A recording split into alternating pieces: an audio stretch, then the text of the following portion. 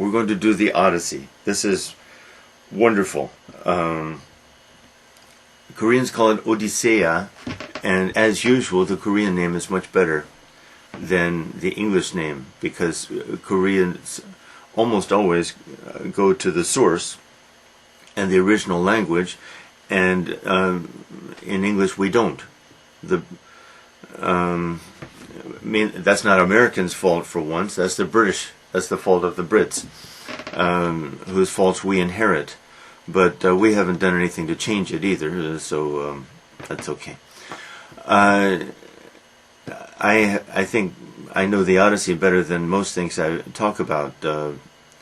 I've taught it more times. I've read it more times. I've read it in the original 3 times. So I'm a Homeric scholar a little bit. Shakespeare I know about at the same level, some place of Shakespeare anyway, but I feel like I really know and have a good grasp of it more than most things, more than things that I wouldn't make that claim of. Okay, the Odyssey. The Odyssey by Homer traditionally. So we're talking about a work by supposedly the same common authorship, Iliad and Odyssey. I'll discuss that a little bit. The theme of the Odyssey, which now interests me most, and I've taught the Odyssey within the past week to a student who's going off to an American university. So it's pretty fresh in my mind, though the theme that now interests me most I will try to pursue here, and that's the religious dimension. Homer and religion. That's a fascinating topic. I have never read anything about it written by some author, and certainly other authors know more than I do, but I have some ideas about it that may be original. I don't know. Maybe I'll find out someday. So the religious dimension is important. Okay, let's begin. In line 1, as usual, Homer announces the theme, and the theme is the man. Odysseus, the man. Well, this announces a theme quite different from the Iliad. Now, we haven't done the Iliad recently, I think, but if you have followed those tapes, the Iliad is about the anger of Achilles. The Odyssey is about the man. Well, a theme like anger is much deeper and much more challenging than a man. Now, for some people, then I better explain. I don't know where to begin, really, but I'll talk about this. The Iliad is profound. It's a serious poem. Aristocratic, serious, profound, unflinchingly, relentlessly profound, as it explores the anger of Achilles and generally human anger and generally perhaps the human condition. Humorless also. There's very little humor in the Iliad, only in Book 23. The Odyssey is a quite different poem. It's quite a different poem. And so to argue common authorship requires a little ingenuity. Still, most scholars, at least in the days when I was studying, and I agree with most scholars that, yes, same author. I'll try to explain why, and I'll explain why that's important. Right from the start, though, let me orient us toward the religious aspect. I'm not just going to give you one aspect of the Odyssey, don't worry. But this aspect has come to be so important that I will focus your attention on it. And in focusing your attention on that, I will try to explain what role it plays in this common authorship idea. Here's the point. Religion in the Iliad is a trivial affair. It's common to hear people say that people studied, that the Greeks based their religion on Homer. If they based their religion on the Iliad, then their religion was sillier than that of most people. The gods, Homer, I would now say that the view of the gods and the view of religion in the Iliad is satirical, satire. Homer's making fun. Homer doesn't take these gods seriously. No one could. They are silly. They are frivolous. They are frivolous and vain, and it's difficult to respect them. And Homer clearly doesn't respect those gods. Now, let's be careful a little bit. I would say the Iliad is the work of a younger man. 30 to 40 maybe. How could a man have produced the Iliad at 30? I don't know. But a younger man, definitely, I think. Vigorous of intellect, powerful of intellect, and contemptuous, I think, of the conventional religion that he inherited, that surrounded him. Well, this is a big statement I'm making here, but I assume that others would agree. Homeric scholars would agree. The Odyssey is quite different, although it has some of the triviality, some of the silliness, some of the stories, as in Book 8, when the blind poet tells the story of Ares and Hephaestus and Aphrodite, as pure Homeric meaning Iliadic. But at the core of the Iliad is the reconciliation between Athena and Odysseus. That is what the Iliad, that is what the Odyssey is really about. All else is secondary to that. And I'll show you it. It's established right away at the beginning of the book, at the beginning of the Odyssey, and is pursued all the way. And some aspects of this are, I think, mystical, just about mystical and profound. To suppose that the same man wrote the Iliad and the Odyssey becomes more treacherous than most people think, because this supposes a big shift in religious thinking. I think that shift took place, and I'll defend that point of view as best I can. I even think that the religious is the central interpretation of the work, but it's a difficult thesis to defend, and I can't quite do it thoroughly yet, but I'm getting there. I don't know. Excuse me. As I said, I've never read anything about this. I must read. I don't want to take the time to read a book, some scholar's interpretation of the Odyssey or of Homer's religion at this point in my life, but maybe I should. Okay, here we go. The man. This means then that you, the student, must keep an eye on the man, and you must enumerate mentally his characteristics, his qualities, his character traits. That's what the book is. At least that's what the book is ostensibly about. And the list is long, and the list is very impressive. In the end, Odysseus is a very impressive, far from perfect, but very impressive human being. So was Achilles, whom we got to know pretty well. Remember that we got to know Odysseus in the Iliad pretty well too. And by the end of the Iliad, Odysseus had assumed a huge importance. The second most important character, or third after Hector, let's say. Maybe.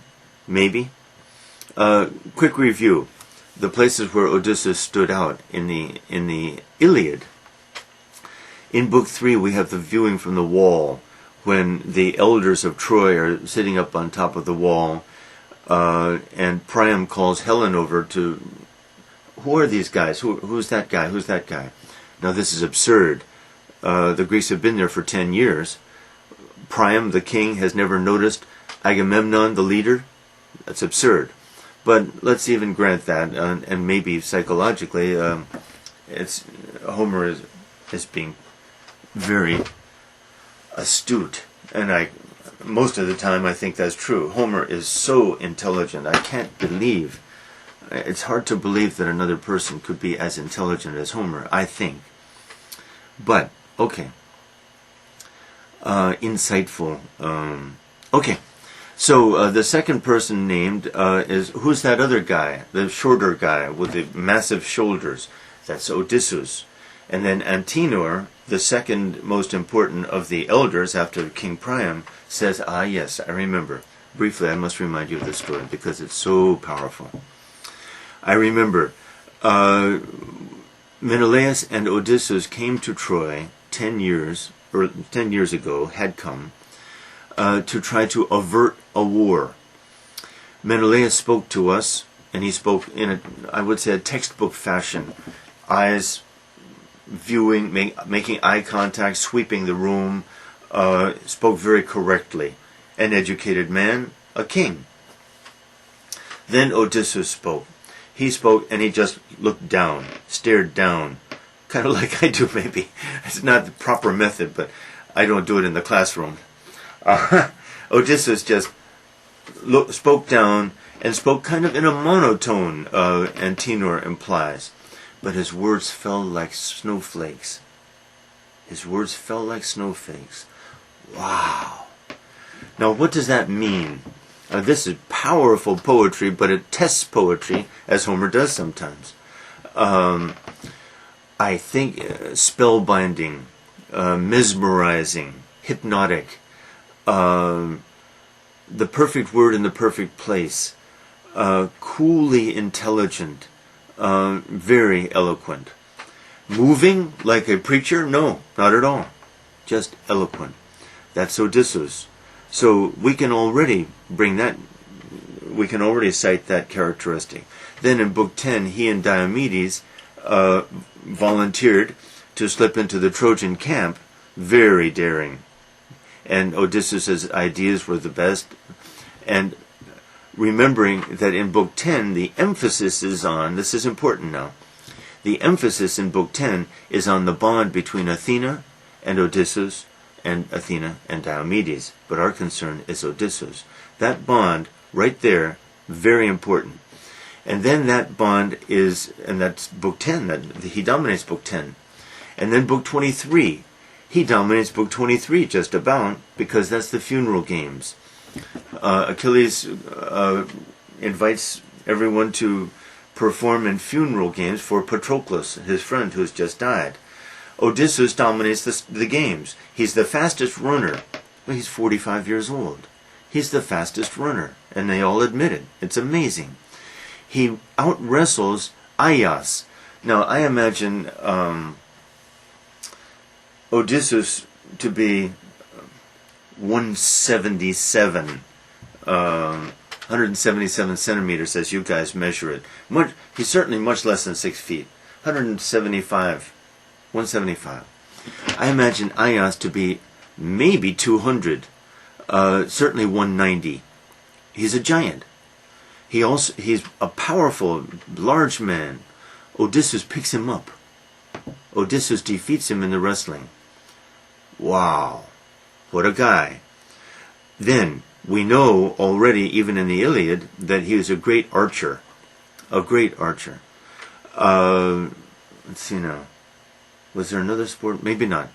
Anyway, and once again in Book 23, the bond between Athena and Odysseus is mentioned because Odysseus wins the race partly due to the intervention of Athena.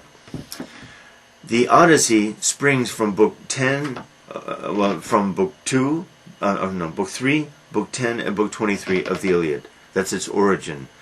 It's an ingenious little theory, but I think it's pretty obvious to any person who pays attention to Homer. That's where it comes from. That special bond. And that's what the Odyssey is about. What a shift.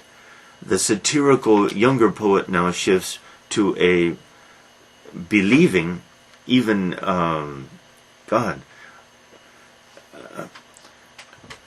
he totally accepts Athena in some depth, as you'll see.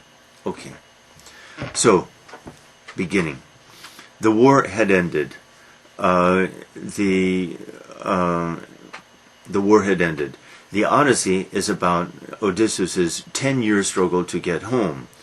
So, understand, he spent 10 years in the war, the Trojan War, and then he spent 10 more years trying to get home. When he arrives home, then he has been gone for 20 or almost 20 years. That's what the Odyssey is ostensibly about. Okay. But I'm going to jump the gun here a little bit, because in Book 3, when we are with Nestor, in Book 3, Nestor tells about the events at the very end of the war. And one event, bad things happened. After all, the Trojan horse, they crept out of the horse, let the army back into the city, and then began the killing, the looting, and of course, bad things happened. Very bad things happened.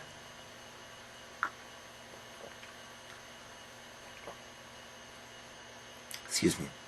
So, among the bad things that happened was Odysseus had pursued some warrior, I should remember his name, but it doesn't matter, some Trojan. The Trojan had sought sanctuary, refuge, at the altar of Athena. Athena! Odysseus cut him down. Odysseus killed him anyway. Athena was angry at him and would remain angry at him for almost 10 years.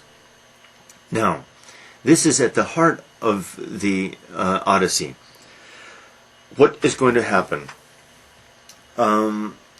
What the thesis I'm presenting is that, so to speak, I don't want to limit this to existential jargon, and I certainly don't want to explain existentialism, but the point would be this, that the Odyssey is about the reintegration of the personality of Odysseus.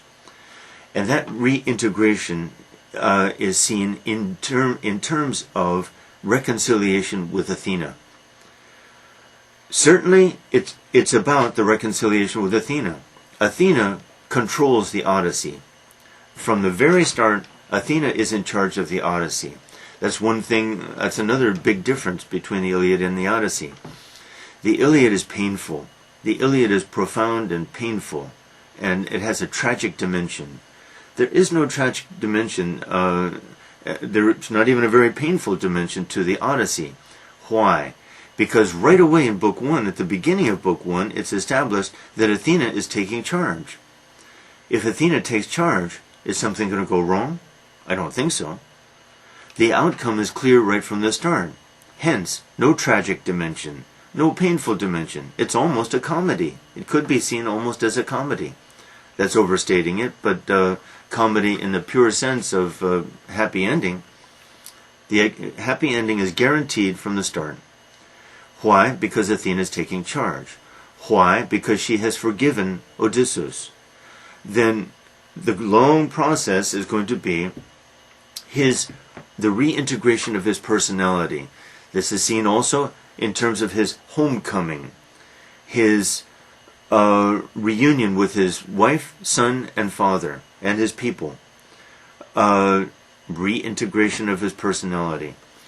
Now, this is a somewhat difficult thesis to defend, because one has to define in what way then had he been alienated, in what way had his personality disintegrated, what was wrong. That's a little difficult to explain, and I'm working on that, but there are signs, and you will see some of the signs anyway. Okay, to the poem. Tell me, God, muses, about the man, the resourceful man, the well-traveled man, the man long-suffering Odysseus, who spent years at Troy and then trying to get home, not only trying to get home, but trying to get his men home as well.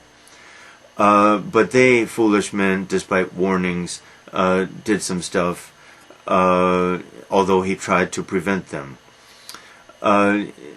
Qualities, remember, you must, even when I do not indicate them, you must focus on the qualities of this man. Already resourceful. He's so cunning and resourceful. His idea, the Trojan horse. All the best ideas his. He was the best advisor in Troy. He was, without him, Agamemnon would have been lost. Nestor would have been lost, and he was thought to be the wise man. But Nestor depended on Odysseus in the Iliad. Everyone depended on Odysseus. He was the man of ideas, resourceful. But he was also a deeply loyal man, and that story will come out also in Book 3. And that's emphasized right from the start by Homer. Okay, opening scene. We're on Mount Olympus, of course, beginning of the Odyssey. Now, chronological problem. Remember, we've got the 10 years of the war. Oh boy, I can't review these stories. You're going to have to see the background tapes to the Iliad. But in order to go to the war in the first place, Agamemnon had to sacrifice his daughter Iphigenia.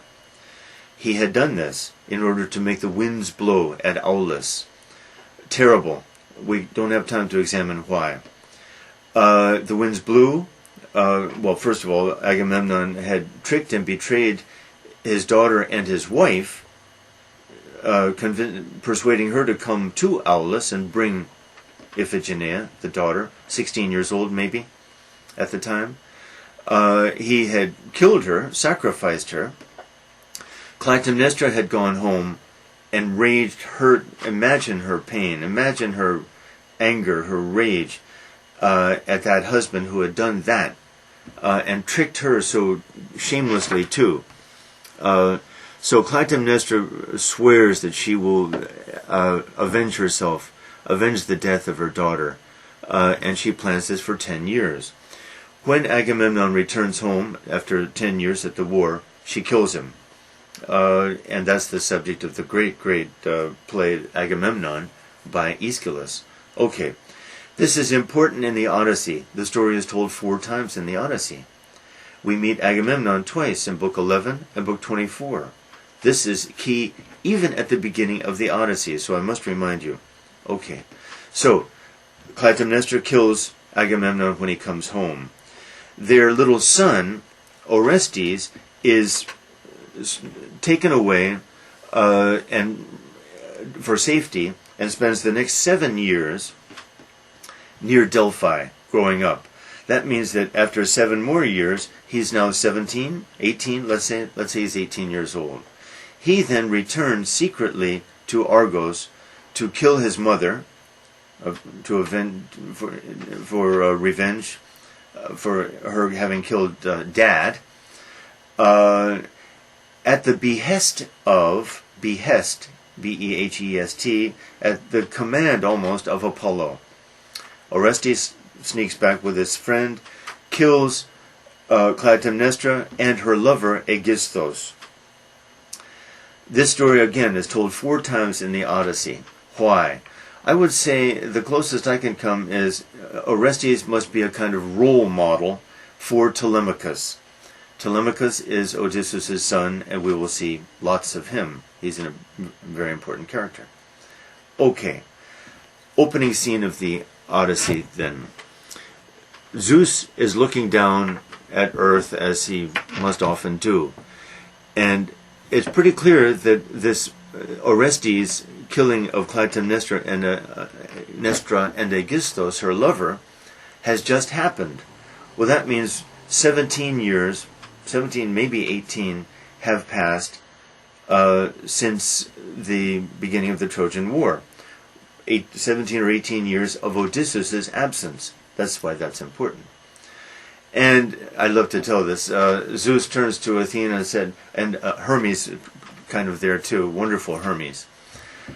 Hermes, didn't I send you down there and tell Aegisthus not to sleep with Clytemnestra, that trouble would come of this? Didn't we warn him? Yeah, boss, I like to say. Cheapening wonderful Hermes. Yeah, we told him. Well, then these mortals can't complain. We try to warn them not to do bad things. Zeus, excuse me, you run around the world seducing women all the time. Come on. Women who are married part of the time. be serious.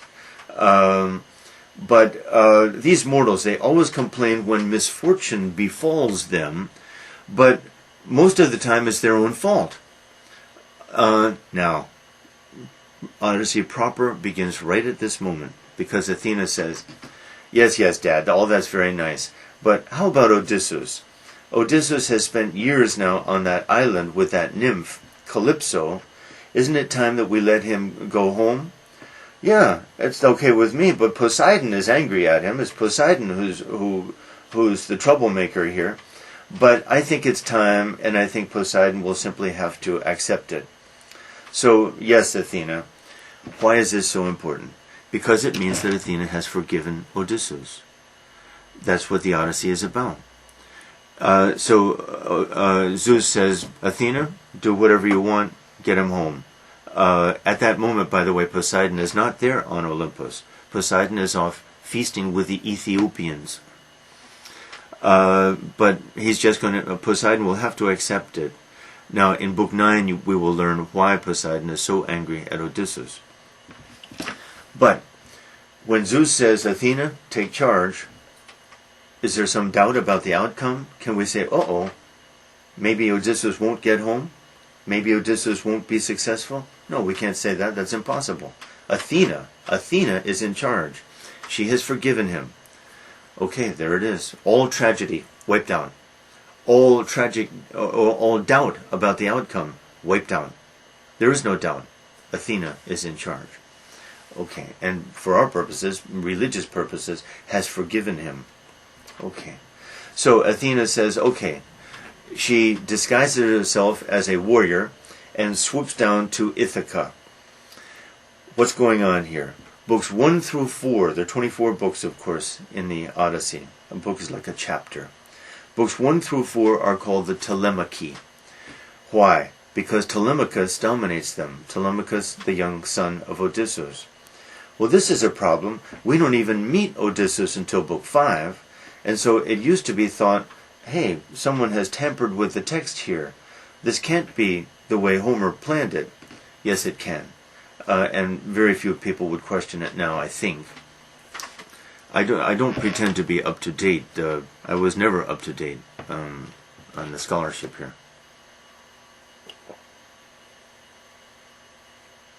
Okay, here we go. I'll explain gradually why the Telemachy is so right as the first 4 books. Telemachus. Athena goes to Ithaca, the island off the western coast, northwestern coast of Greece, off the Peloponnese. Western, not northwestern. Okay. And what's happening there? Well, it seems that about 130 suitors, S-U-I-T-O-R-S, young men from Ithaca and surrounding islands and the mainland even, are there courting Penelope. Who's Penelope? Odysseus' wife, Telemachus' mother. Why? Well, everyone thinks that Odysseus must be dead, and she is still a beautiful woman. She could remarry. But no one knows for sure, and she doesn't know for sure. So certainly she doesn't want to leap into some marriage. Maybe her husband will still come home. On the other hand, she has to be careful about the future, too. So that's the dilemma. Every day, then, these 130 young men spend their days at the palace, eating and drinking the food and wine of the palace, wasting away Telemachus' patrimony, or inheritance. He frets and frets about this. He right now is maybe 18 to 20. Chronology is hard here. But what can he do? He can't force his mother to marry one of these jerks, and they are jerks. One has to imagine a fraternity party, a huge fraternity party every day. Now, a little Americana here.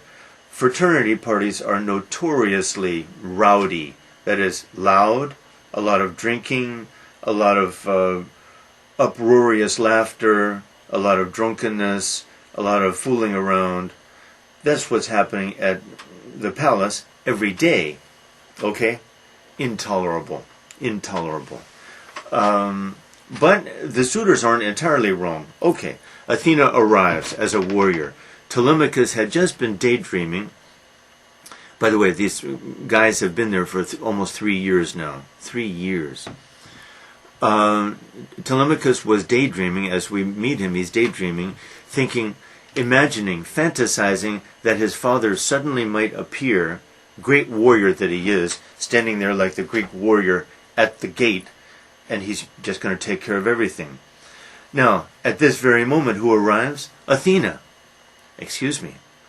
So the identification of Odysseus with Athena is absolute, and it's established right at the start. Okay, and our assurance that the outcome is assured already. Athena assures it. Okay, Telemachus pops up, greets the guest politely. He's a well-mannered young man. Takes the weapons, puts them in the corner, seats the male goddess.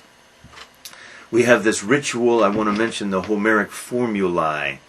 There are certain activities that are repeated again and again, and almost the same words are used again and again. This is one of the three technical aspects of the Odyssey, or of Homeric literature. And I think maybe I did not mention these 6 months, a year ago, whenever it was, when we did the Iliad. So I'll mention them now together.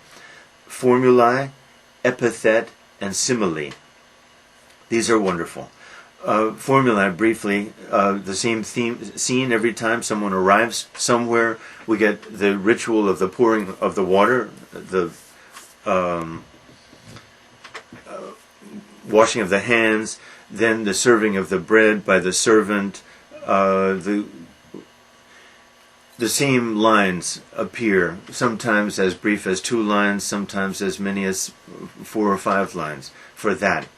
It's a great memory device for the rhapsode, the person who is reciting this 14,000 line poem. What a relief to just insert some of those formulaic lines from time to time. Second, epithet, almost the same function, that is, resourceful Odysseus, resourceful, long-suffering Odysseus, son of Laertes,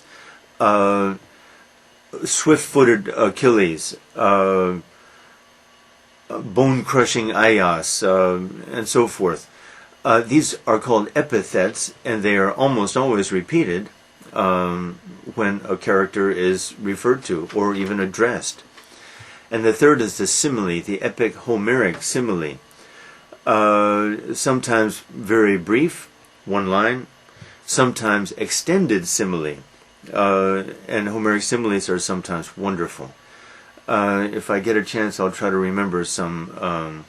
The most famous, maybe, comes in Book 6 of the Iliad, when Glaucus compares us human beings to leaves on the trees, and the wind blows those leaves off, and the leaves are blown around and gone. Somewhat theatrically, I better not get into that. Okay. Simile. Back to our story. So, who are these guys, says Athena. What's going on here? What kind of fraternity party is this? Well, suitors for mom, blah, blah, blah. What can I do? If only my father would come home. But he's dead somewhere. No, I was a friend of your father's, and I can assure you your father's going to be home very soon. Oh, give me a break, says Telemachus, not quite rudely, but he and his mother have been told by many people that Dad will be here any day now. Some of these people have been beggars who expected and received a gift for bringing such good news, but Dad, of course, never appeared. So they have been deceived, and deceived by their own hopes, too often. So poor Telemachus, we know he's longing for his father, but he's protecting himself emotionally against disappointment, because he's been disappointed many times. No, he will come, and I have some advice for you too. Borrow a ship from someone and go to Pylos, Pylos. Go see Nestor. Because ask Nestor if he knows about your father's being alive or dead. If your father is still alive, of course, come home and wait. If he's dead, then come home and marry your mother off to one of these guys. Pretty good idea. And then suddenly Athena, the warrior, disappears like a bird into the sky. Wow! That must have been a god. One of the suitors, Eurymachus, two main suitors, Eurymachus and Antinous. Eurymachus, who is a sarcastic, cynical, untrustworthy guy, comes over. Yo, I love to say this. Yo, Telemachus. What was that, a god? I don't know, says Telemachus, disengaging the arrogant Eurymachus' hand from him. Eurymachus is maybe 5 years older than Telemachus. One point is that Telemachus is a boy man, and the traits of boy and the traits of man fluctuate back and forth in all the activity that we find him engaged in. But Telemachus is going to help father when father goes to work. Because what's going to happen, of course, is that father, just like the opening scene promised, will come home and kill these suitors. But wow, 1 against 130? Whew. Telemachus is going to help, a couple of other guys are going to help too. But it's still a major undertaking. Okay. Then at the end of book 1, Telemachus goes to bed. We meet the ancient nurse Eurycleia, who raised Odysseus, and then has raised Telemachus too. And she kind of tucks him in. He goes to bed. She locks the door. So the book 1 ends with a kind of reference to the boyishness of Telemachus. Boy, man, boy, man. We recall that book 1 of the Iliad also ended with people going to bed. In that case, the gods, Zeus and Hera, lay down together. Many parallels like this, though one needn't insist upon them to arrive at common authorship. Book 2. I'll try to give these books titles. It will aid greatly in remembering things. Book 2, Assembly. Morning, Telemachus gets up and calls an assembly. And as he walks to the assembly place, Athena puts a glow, makes him radiate. And people say, wow, is that Telemachus? He's really grown up.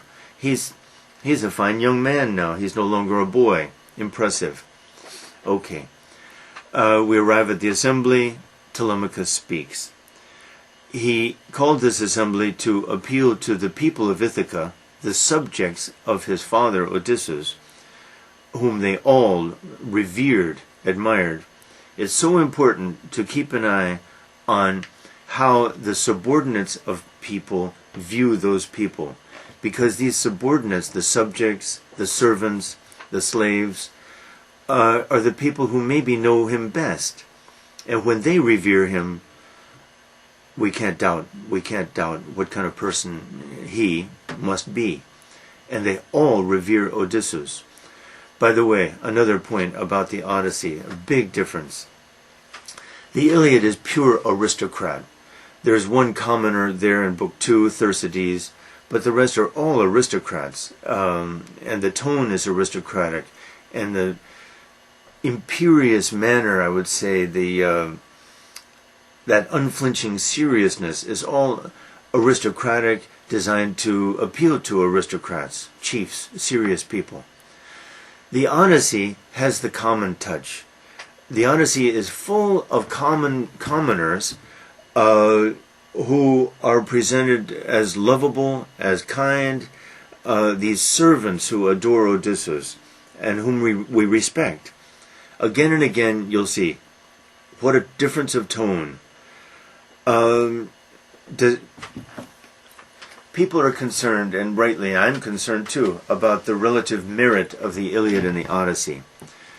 Most people think, oh, the Iliad is much greater because it's much more profound, and it is much more profound, except for maybe this religious dimension, which I'll be pointing out to you. But the Iliad has no charm. The Iliad has almost no laughter. The Odyssey is full of charm and full of laughter, and the common touch of humanity, which the Iliad lacks, and which the Odyssey has in abundance. Am I saying that it's the equal? In the end, I guess maybe it's not quite the equal, but it's almost the equal. And to imagine that one poet composed both of these works is just incredible. Shakespeare, so you say Shakespeare wrote great tragedies and great comedies. Shakespeare is no match here. Now, Shakespeare has the common touch, it's true. For people, anyone who's interested, T.S. Eliot said a long time ago, made the final judgment, and I think he was right, though I don't think he knew his Homer very well. But he certainly knew his Shakespeare very well, and he knew Dante well. And he said that in the Western world, Shakespeare, Dante, and Homer, the three rule. But Shakespeare is not just Hamlet or not just Macbeth or something. You must take all the plays together. Only then does Shakespeare stand with Dante and Homer. And I think it's true.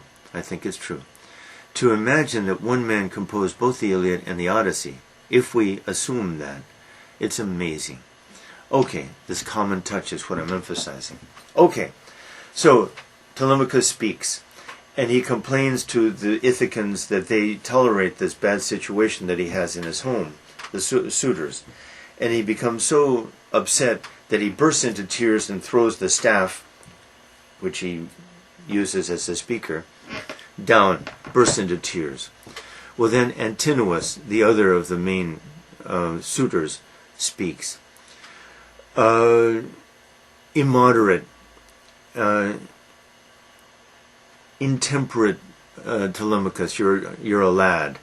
But this situation is not our fault. We suitors are here wooing this woman, but she refuses to give us answers. She sends us tempting little, enticing little notes.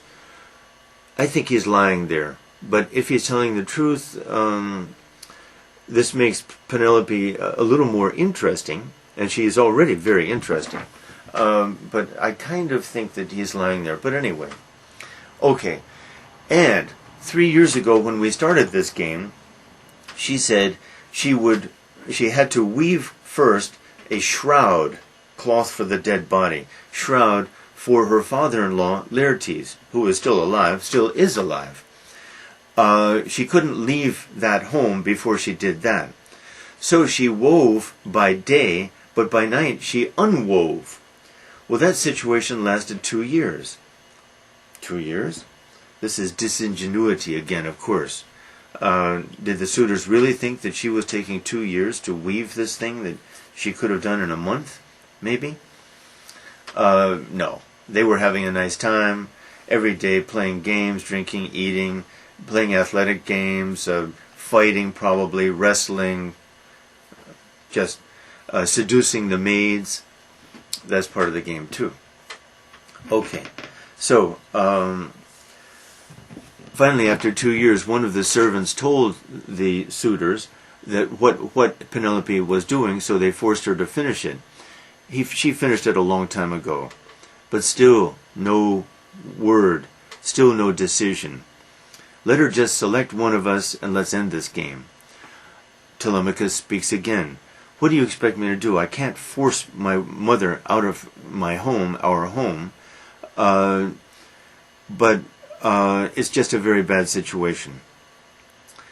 The assembly breaks up, and then Telemachus finds a friend of his, Noemon, I think is his name, doesn't matter, who has ships.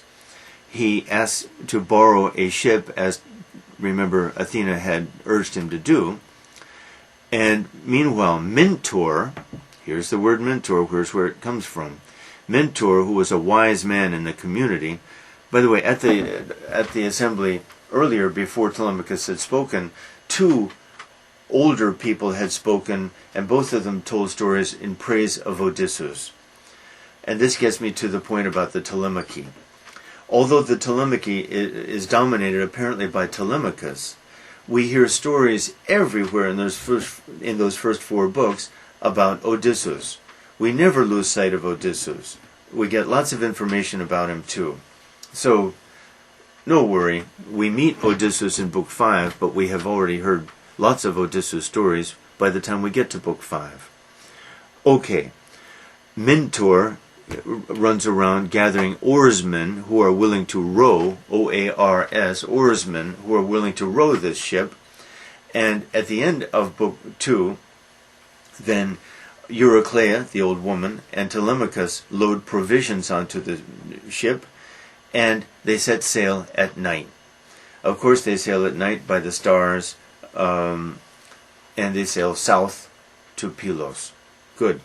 I think I'll be able to finish or almost finish the Telemachy today, despite a lot of background material which I gave you, somewhat repetitively, but necessary, I think.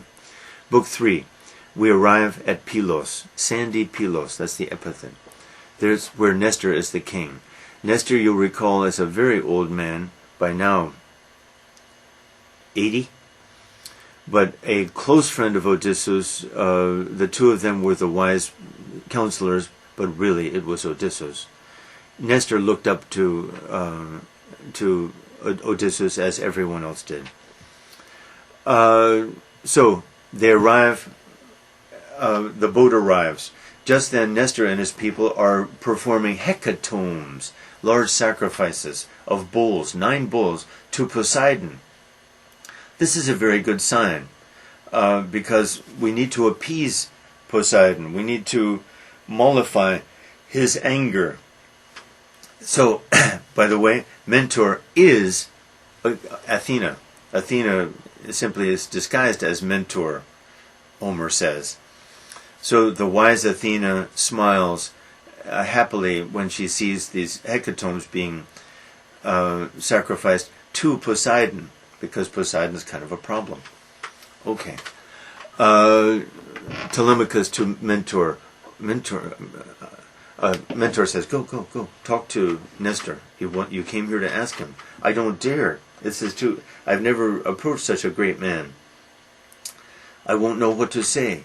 Don't worry. Just trust your impulses and speak. Speak from your heart. Okay, that's what Athena says. Notice Athena in charge at every step. So Telemachus approaches the great man. He kind, offers him hospitality, food, and all that. And then asks, after a while, they never ask right away, who are you? I'm the son of Odysseus, and I'm here to find out if you know anything about my father's whereabouts, or perhaps if you know that my father is dead, because I have a bad situation back home. Well, Nestor is delighted, overjoyed to see the son of his best friend in Troy. He honors him so much. And he tells some Odysseus stories. And the main story, for our purposes, that he tells, well, there are two main ones. One is the one I've already told, how Odysseus had killed that man at the altar of Athena, and Athena had obviously turned against him. That's huge. The second is pretty big too, because he told that at the end of the war, when things went so badly, death and killing and looting and drunkenness and all that, the following morning, after the looting and the killing, the men had called an assembly, some of them still drunk, and half of the men were in favor of leaving right away, trying to get home quickly, and then hoping to appease the gods. Then the other half for staying and trying to appease the gods first. Nestor, Odysseus, Menelaus, and Diomedes, all heroes, were for leaving right away. And this is important because this is Odysseus eager to get home. Eager to get home. and they were going to sail across the open sea. If you look at the map, there are two ways to go. One can follow the land route, which is very long, excuse me, or dash across the sea. They chose to dash across the sea. They left, but Odysseus only reached the island of Tenedos, a small island off the coast, and then he turned back. Why? Loyalty to Agamemnon is the only explanation. Loyalty to Agamemnon. He's tremendously loyal to Agamemnon. Why? It's a little hard to say. He respects him. But for us, it's a measure of how deep his loyalty is. He's an incredibly loyal man. What about Nestor? What about Menelaus, Agamemnon's own brother? Did they stay? No. Agamemnon, by the way, stayed, I think, because psychologically he knows what's going to happen when he gets home. He knows Clytemnestra, of course, his wife.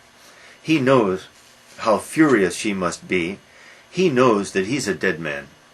Of course he wants to stay. He can't quite believe it, but he knows it. And that's how he's presented in the Agamemnon, the play, brilliantly by Aeschylus. Okay, so that's the other story. But Nestor tells Telemachus, I don't know about your father because I came directly home. I've been home for almost 10 years.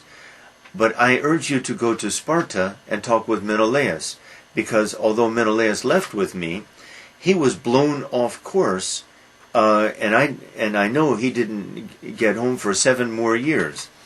So go to see Menelaus in Sparta, and he will have much more information, maybe, than I could possibly have. And in fact, I will lend you a chariot of mine, and my youngest son, Pisistratus, who is your age. You two guys can travel together to Sparta. Very nice. And the outcome of that will be that Nestor's son, Pisistratus, and Telemachus will become good friends in this little venture. Very nice. At the end of Book 3, then, they set off. They take 2 full days to get there, overland. Book 4. I'm not going to be able to finish it, but I'll get into it because it's much more important than Book 3. But that's okay. Book 4, they arrive at Sparta, late afternoon, evening. At Sparta, a double wedding is being celebrated. Menelaus and Helen had only one child, a daughter, Hermione.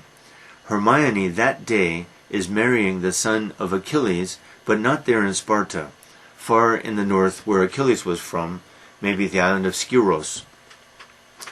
The same day, Menelaus's illegitimate son, whom he produced by a servant, Megapenthes, whose name means great sorrow, is getting married.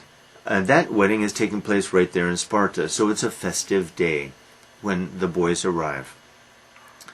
The henchman, usually the servant, the chariot pulls into the courtyard. The henchman disengages the horse from the chariot, takes the horse to be watered and fed, runs up and tells Menelaus that 2 princely young men have just arrived. Well, bring them up here. You don't have to delay to do that, says Menelaus irritably. So they come up. Now, Menelaus, his palace should be very impressive. Why? Because as he tells the boys, when he was returning home, the winds swept him south, past Crete to Egypt. He and Helen and his followers spent 7 years in Egypt. And Egypt for the Greeks was a place where everything was on a grand scale. And lots of gold, lots of riches.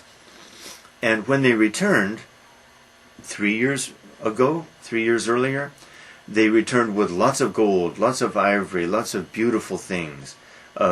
Drugs and pharmaceuticals too, as we learn quickly. So, Telemachus and Pisistratus sit down. They're treated to the ritual of cleansing and eating. And Telemachus says to Pisistratus, "Wow, what a place! Is this Mount Olympus? Mount Olympus must look like this." Menelaus overhears this, and this is our introduction to Menelaus, and you must watch it. He's not a bad man, but he's very complacent and self-absorbed. He's oh so pleased with himself. And the better we know Menelaus, not a bad man, the more closely we can see why Helen might have left him for that dashing and passionate young man, Paris. And I would say that Homer justifies Helen's infidelity. I would say Helen is great, Menelaus is not great. So Menelaus overhears Telemachus' remark, and he says, "No, I'm not Zeus. This isn't Olympus." He feels it necessary to say that, right? That's how complacent and self-satisfied and smug he is. Innocently so. He's not malicious. It's just we see it again and again. And Homer's depiction of him is great. Okay, I suffered a lot at Troy, and I miss my companions who were so good to me, especially Odysseus. Blah blah blah blah. In comes Helen, and Helen takes one look at Telemachus and says, "My husband, I think that must be Telemachus. That must be the son of Odysseus." Wow. Menelaus has been with him for an hour. Helen immediately, so insightful and generous and perspicacious, full of perspicacity, insight, sharp. Okay, that's a good place to stop.